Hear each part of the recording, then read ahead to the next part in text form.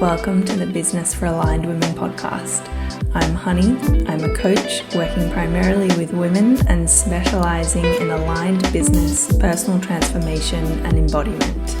Each week here I'll be sharing business strategy, business advice, tips and tools for you to think more deeply, for you to get more self-aligned, and for you to start your week in the most conscious and intentional way possible. Welcome to this week's episode. We will be talking about planning and 3 things that you should be planning in your business. And this is going to give you a little bit of food for thought.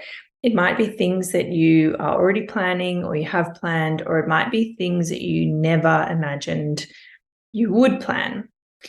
To begin with, I want to start with my recommendation, and it's actually a motto, and it's something that you probably need to keep in mind if your business is service-based, or if you're a contractor, or if you work with people in general, and that is, your lack of planning is not my emergency. I recently had this come up for me in my business, and I kind of forgot about this motto, and it got everything into a bit of a tizzy. And if I had kept this motto at the forefront of my mind, none of the tizzy would have happened. It's something that, especially as service providers, if people are going to engage us late or push us back in time or not communicate their deadlines or their needs to us, we need to hold steady in our boundaries and continue to conduct ourselves with the integrity that we know we're all about. And if someone has come to you without any planning, feeling stressed out, feeling rushed, it's actually not your responsibility. And you should be attempting to conduct your business in a way where you wouldn't do that to someone else. It's so gentle and regulating to have a plan, to engage people as they are needed with at least a sufficient time frame. And if you don't have a plan, you can't do that. So you are likely to be the problem and you are likely to be the one in a tizzy or the one with the drama. So let's get you out of that situation. If you are feeling a little bit stressed, you are feeling a little bit overwhelmed, you are maybe taking it out on people that you're contracting, let's let go of that and move into a more calm and regulated and clear and grounded way of approaching your business and your work. The first thing that I want to address is, why should you plan? And I know that with my more spiritual, woo-woo identifying clients and people in my community, they really push back against having any form of plan or any form of strategy. And I really want to reiterate to that group that having a plan or having a strategy, another way of saying that is that you're just in a state of intentionality. You have a clear intention and you're moving towards that intention. And so if the concept of planning or strategy kind of puts you off, interchange those terms with being in intentionality. I also think something that's come up recently is, like, you can be a spiritual person and you can be a conscious person. That doesn't mean that you have to be disorganized and all over the place and lacking self-responsibility or lacking the ability to have pre-prepared, okay? You can hold these 2 things at once. I still meditate twice a day. I journal every day. I do my affirmations. It doesn't mean that you need to identify with being flowy and loose and disorganized, because I can guarantee you, and I see it in my work all the time, I've seen it in my work twice in the last 3 weeks, if you are doing that and you are being that person, the one thing you are calling into your life is drama, and the secondary thing is stress. Having a dramatic experience and a stressful experience, please rebrand planning and rebrand strategy as stepping into a state of pure intentionality.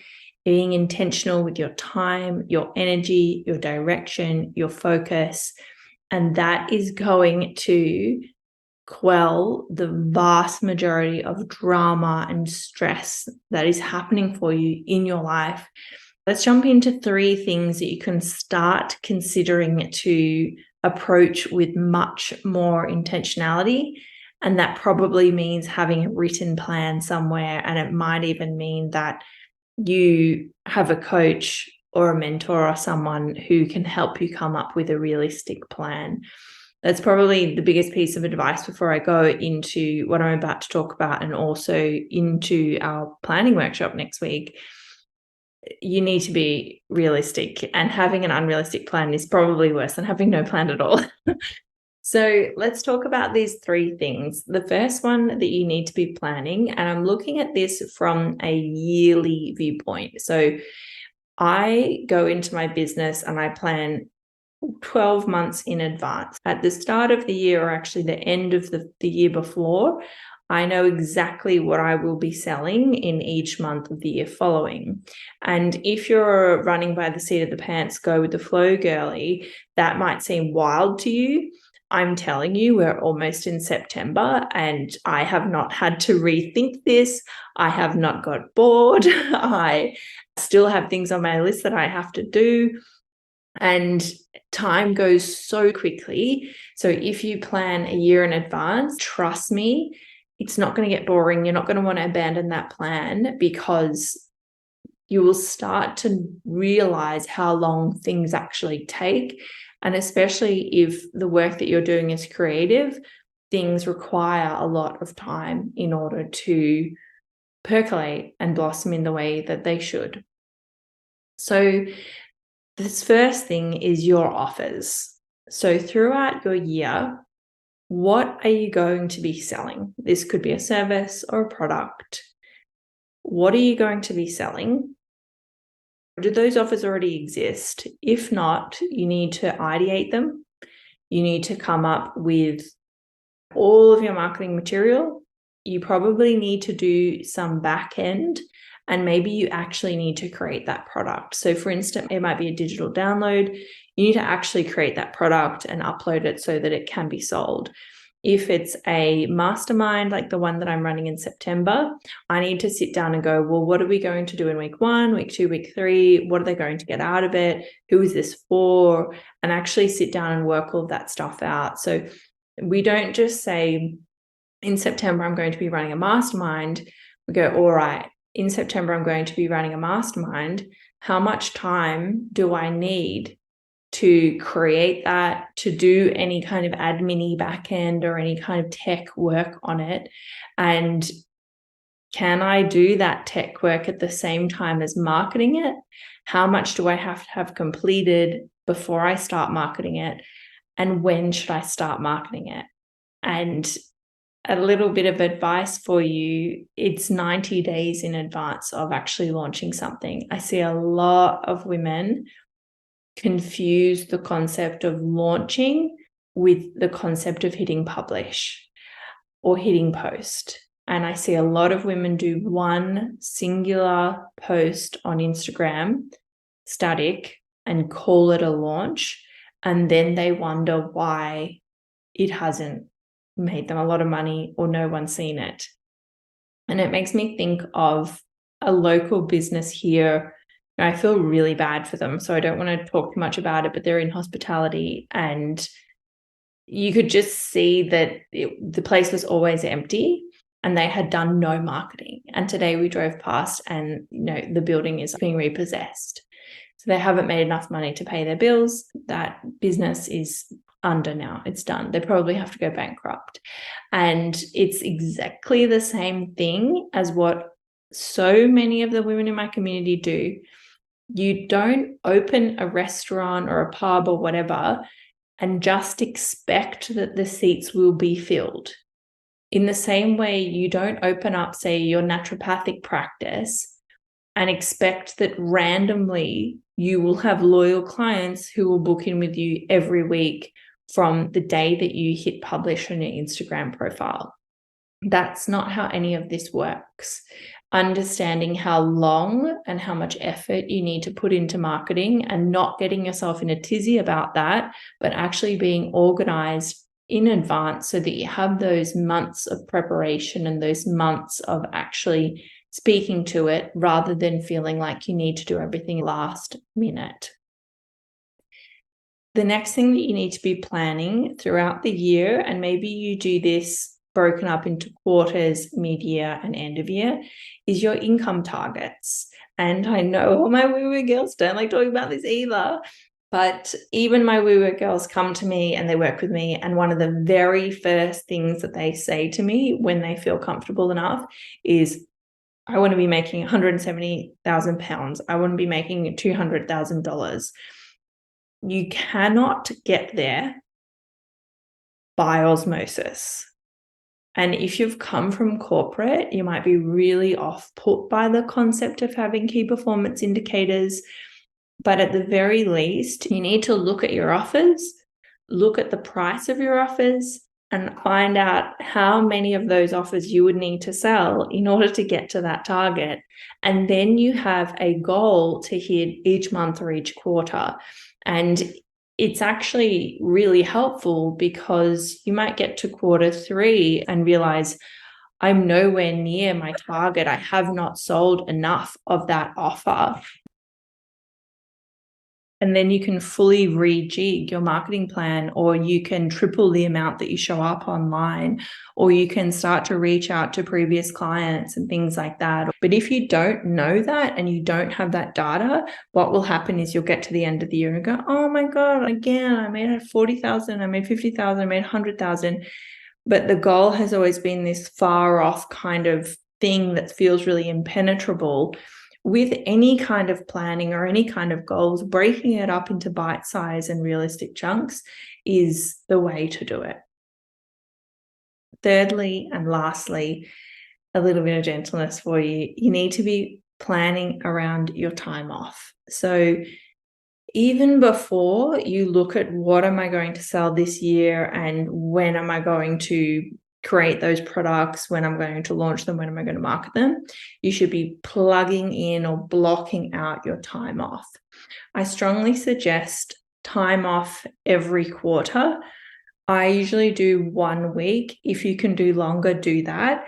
And I do suggest going away for that 1 week, even if it's, just somewhere local. Maybe you can't afford to fly somewhere, but just getting an Airbnb somewhere and taking yourself out of your normal routine. I do suggest 1 holiday a year, more if you can do it, and planning in little getaways and also what I call open space creative thinking time. In my own experience and in that of my clients, this was a really, really big one. And I am for a half day or 2 or 3 hours per week of my calendar is blank. I expect nothing from myself, but I'm not going to spend that time on social media or on my emails. I sit there and I just allow myself to percolate, which might end up being a plan for what I will be recording in the podcast or what I will be putting in my emails. So blocking off time to recover, to replenish, both physically, mentally, but also your creative stores. If any of this is interesting to you, if you have never, ever done that and you have never thought of that and you never, every year you go into your business and it's just totally open-ended and you're going into every week not knowing what you need to be doing or what you need to be concentrating on, I have a workshop coming up next Monday, which is the 17th of July, 6:30 p.m. Sydney time. And this is the last of the casual workshops that I'll be doing this year. I just like to do a couple of one-off workshops every year. It's something that I plan. And I specifically chose this time of year because it is the new financial year in Australia. And if you have not been planning and you run a business, it's probably a good idea to plan for the financial years rather than the calendar year. So this is a 90-minute doing workshop. It's not just education. You're not just going to be listening to me talking. It's not just concepts that you have to follow up on in your spare time. We're actually going to plan your next 12 months together. It's going to give you a framework and a Notion board that I personally use in my business to plan out the whole 12 months. If you would like to join that workshop, there is a link in the show notes, or you can check it out on my website in my shop, or you can send me a DM and I will send you the link. Let me know if you have any questions about it. If it feels like it's not right for you, let me know.